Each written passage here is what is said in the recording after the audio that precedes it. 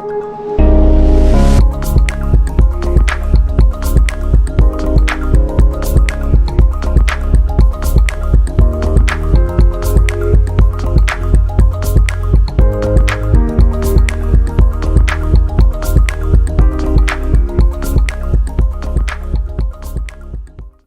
merhaba. Bugün farklı bir konumuz var. Berna Hanım bir feri pilotu. Feri pilotu ne demek? Bir uçağı işte uçuş okuluna, kullanıcısına kimse fabrikadan veya teslim edildiği yerden o pilot olarak onu alıp tek başına veya iki pilotla birlikte o uzun yolu kat edip getirmek.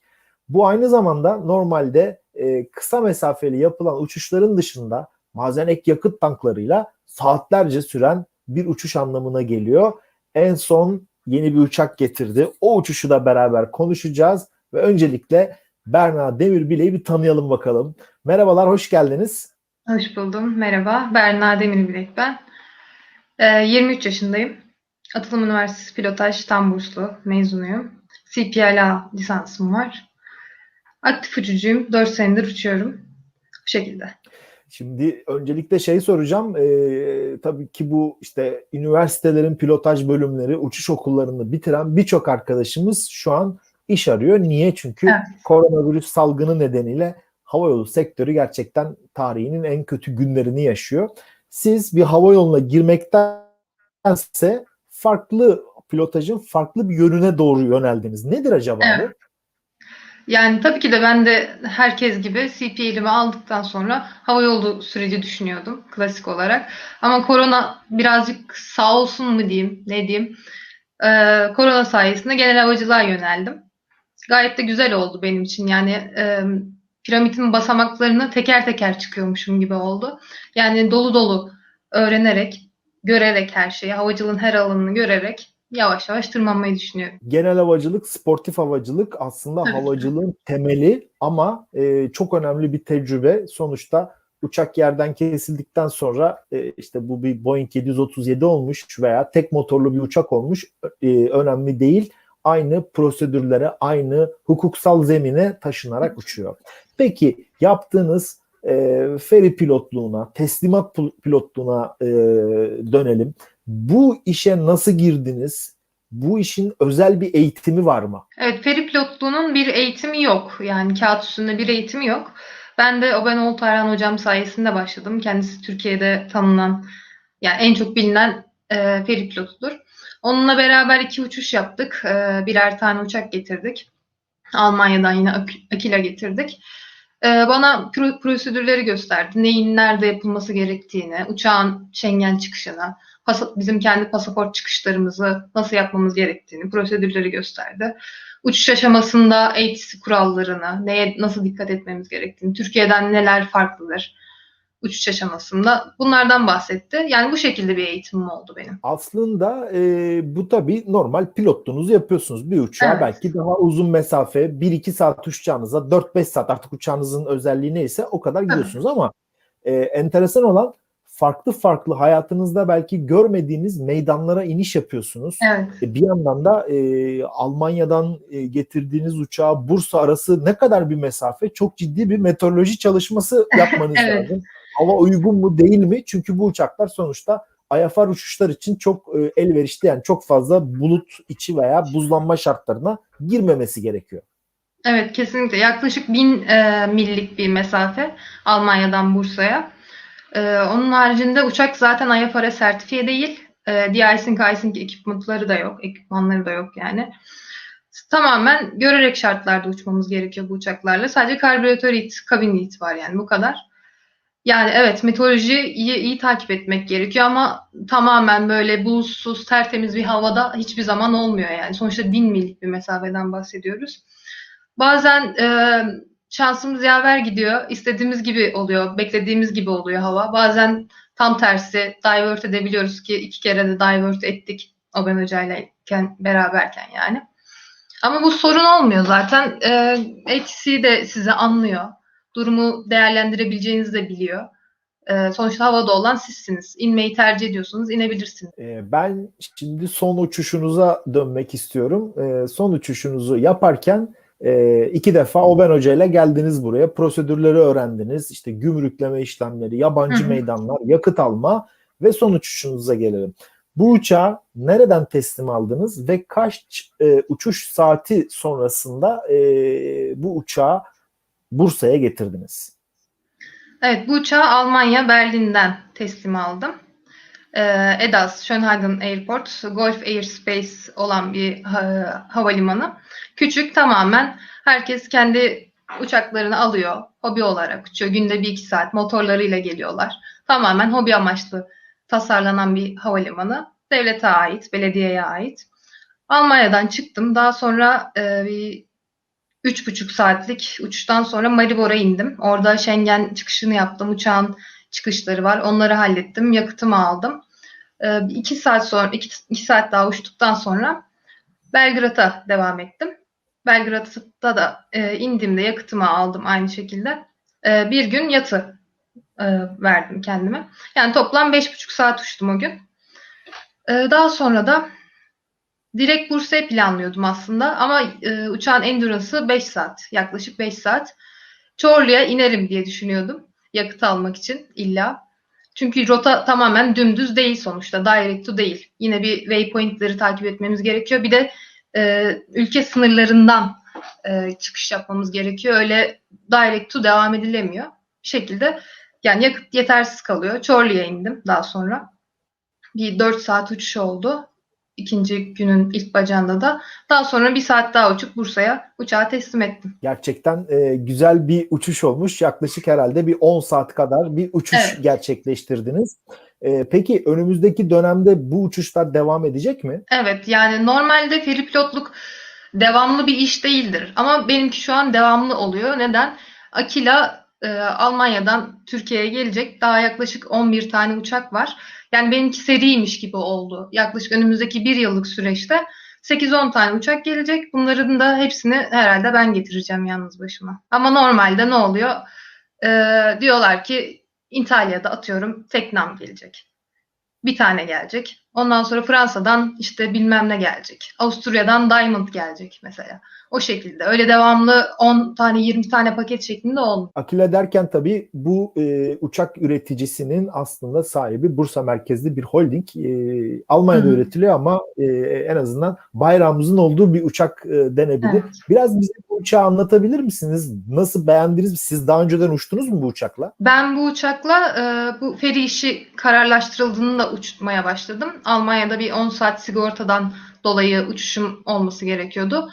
Almanya'da uçtum o 10 saati de eğitimimi orada almış oldum yani. Uçakta tamamen eğitim amaçlı tasarlanmış bir uçak zaten. Glass cockpit.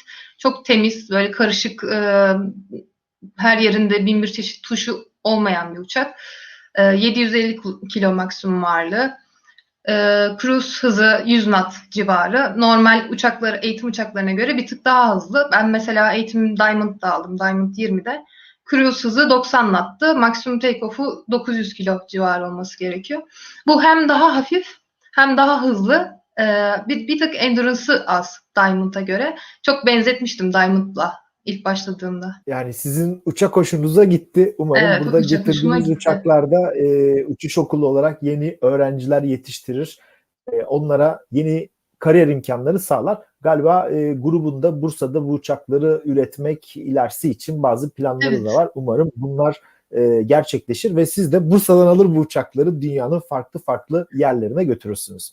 Evet. Şimdi tabii Türkiye'de pilotluk deyince ya askeri pilotluk, F-16 pilotları geliyor ya da hava yolunda Boeing, Airbus kullananlar. Ben biraz genel havacılıkla ilgili konuşmak istiyorum sizle. Ülkemizde ne yazık ki genel havacılık hava yolları veya hava kuvvetleri kadar gelişmiş değil. Evet. Siz burada kariyerinizi devam ettirmek istiyor musunuz? Ne düşünüyorsunuz genel havacılıkla ilgili? Evet, şu an benim önümde 5 yıllık bir plan var kendim için. Tamamen genel havacılık üstüne yoğunlaşmak istiyorum. İlk aşamada uçuş öğretmenliği yetkisi alacağım planlarım aşamasında. Daha sonra deniz uçağı reytingi alacağım. İlk aşamada bunlar var. Daha sonra paraşüt atlayışı da yapmak istiyorum. Mesela Maribor bacağında, Almanya Maribor bacağında Alpleri geçerken yaklaşık 2 mil açımda paraşütle atlıyorlardı. Daha sonra biraz daha ilerledim. Altımda bir tane glider, planör. planör altında orbite girmişti mesela. Bunların hepsini denemek istiyorum. Orada görünce böyle insanın iştahı açılıyor. Neler neler varmış diyorsunuz. Böyle bunlar yapabiliyorsa niye biz de yapamayalım diyorsunuz. Çok güzel yani. Ufkum açılıyor her gittiğimde. Maribor'a indim. Piste aldı beni ATC. Yan tarafta Çin pistten mesela top lane ile planör çekiyordu bir uçak. 2 dakika sonra beni kaldırdı. O şekilde yani. Umarız ülkemiz de bir gün sportif havacılık, genel havacılık olarak bu seviyelere yükselir. Çünkü hala Evet. genel havacılık uçak sayımız gerçekten çok az veya Evet. genel havacılık dediğimiz zaman biraz daha meraklı insanlar işte iş adamlarının uçtukları özel uçakları, özel jetleri veya helikopterleri anlıyorlar. Bu uçakların sayılarının artması, daha fazla kullanıcıya ulaşması umuduyla diyelim buna. Peki Aynen. şimdi bu tür uçuşlarda aslında baktığınız zaman uçtuğunuz uçaklar IFR uçuşlarında çok şey değil, sertifiye edilmiş değil. Başınıza hiç böyle bir aksilik, herhangi bir şey geldi mi uçuş hayatınızda? Ya aksilik olarak demeyelim de beklenmedik bir şey geldi. Ya beklenmedik demedim. O da doğru olmaz. Türkiye'de o koşullarda eğitim aşamasındayken hiçbir şekilde uçmadığım bir havaya denk geldim. Oben Hoca ile ikinci uçuşumuzda Bulgaristan'dan, Burgaz'dan Bursa'ya geçecektik. Ben görmemişim tabii. Bir bakıyorum altta overcast layer, üstte overcast layer. Aradan 3000-4000 fitlik bir alan var. Oradan devam etmemiz gerekiyor. Tabii panikledim doğal olarak. Çünkü böyle bir havada hiçbir zaman hiçbir şekilde uçmadım. Bir de VIAP var uçak. Buz kırıcı yok, anti-icing yok, hiçbir şey yok. Dedim Çorlu'ya inelim yani. Bursa'ya kadar devam etmeyelim, Çorlu'ya inelim. O şekilde bir paniklemem oldu, evet. Ama önemli olan bu kararı verip, doğru kararı verip, kimse sizi zorlamıyor. Doğru Tabii. kararı verip, doğru zamanda tabii bu kararı verip bu şeyi almak, zaten pilotluk bu anlama geliyor. Peki bu tür uzun uçuşlardan sonra işte Almanya'dan Bursa 1000 deniz mili gibi işte 1850 kilometre, yaklaşık kilometreye çevirirsek pilotluğunuza sizin ne kattı acaba? Ya o kadar güzel şey kattı ki yani hem dediğim gibi ufkum açıldı genel havacılık anlamında hem vizyonum açıldı hem de farklı farklı prosedürler görüyorum. Ülkelerin prosedürlerini görüyorum. ATC konuşmalarından, aksanlardan böyle şeyler çözmeye çalışıyorum. Bazen tam anlaşamıyoruz. Onların dediğini ben anlamıyorum, benim dediğimi onlar anlamıyor ama bir şekilde anlaşıyoruz yani. Çok da kibarlar. Yani hiçbir şekilde olmaz, yapamazsınız demiyorlar. Ben daha geçen Prag International Airport'un üstünden uçtum mesela. Sofya'nın 10 mil açığından uçtum. Yani çok serbestler o konuda. Türkiye'den çok farklı geliyor bana. Dediğim gibi yani bir bakıyorum yan taraftan paraşüt atlıyor, altından glider uçuyor. Böyle kalabalık bir ortamda bu ayırmaları, bu frekansı tutturabilmeleri çok güzel bence. Bu tabii teslimat pilotluğunun nirvanası mı diyelim artık, hani en ulaştığı en zirve diyelim herhalde Atlantik aşmak. Kesinlikle. Amerika'da genel havacılık üreticileri çok fazla. Oradan da dünyanın her tarafına, Avrupa'ya, ülkemize uçaklar uçurularak getiriliyor. Sizin de ileride bir hedefiniz var mı? Bir tek motorlu bir uçakla Atlantik Evet. geçerim gibi böyle bir hedefiniz var mı? Evet yani tabii önümüzdeki 2 yıllık süreçte değil ama benim için yani 2 yıldan sonra artık 1-2 yıl tecrübe edindikten sonra bir Atlantik geçişi hedefliyorum. Tek motorlu olabilir, çift motorlu da olabilir. Yani öncelik herhalde çift motorluyla olur. Bir güven olur iki motor olduğu için. Daha sonra da tek motorluyla geçmek istiyorum ve Atlantik geçişim olsun istiyorum. Orada tabii uçaklara ek yakıt tankları takıyorlar. Belki 13-14 saat havada kalıyorsunuz. Gerçekten Kesinlikle. enteresan bir tecrübe olacağına inanıyorum.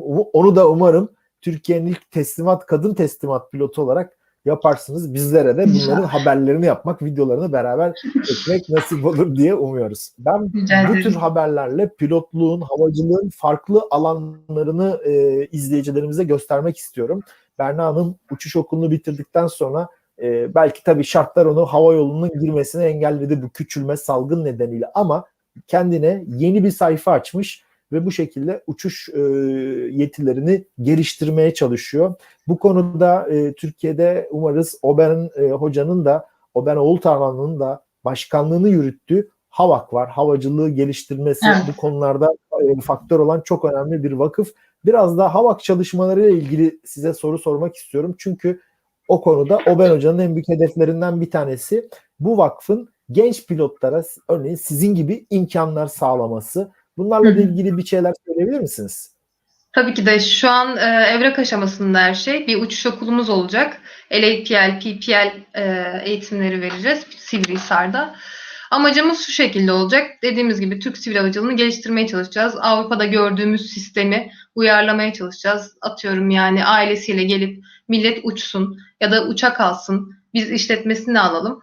İstediği yere gitsin. Biz anlaşmasını da yapalım. Bu şekilde bir hedefimiz var. Deniz uçağı distribütörlüğü aldık Rusya'dan. Aerovolga ve Borey tipinde. Bir tanesi ultralight kategorisi, bir tanesi daha büyük. Farklı şekillerde kullanılabiliyor. Deniz havacılığını da geliştirmeyi planlıyoruz Türkiye'de. Umarız bu konuda HAVAK'ta yeni sayfalar açar ülkemizde. Havacılığın geliştirilmesine, gelişmesine katkı sağlar diye umuyoruz. Berna Hanım çok teşekkürler. Sağ olun. Ben Görüşmek teşekkür üzere. ederim. Güzel haberleri paylaşmak üzere. Size de emniyetli Sağ uçuşlar olun. diliyorum. Sağ olun. Çok güzel bir sohbet oldu. Teşekkürler.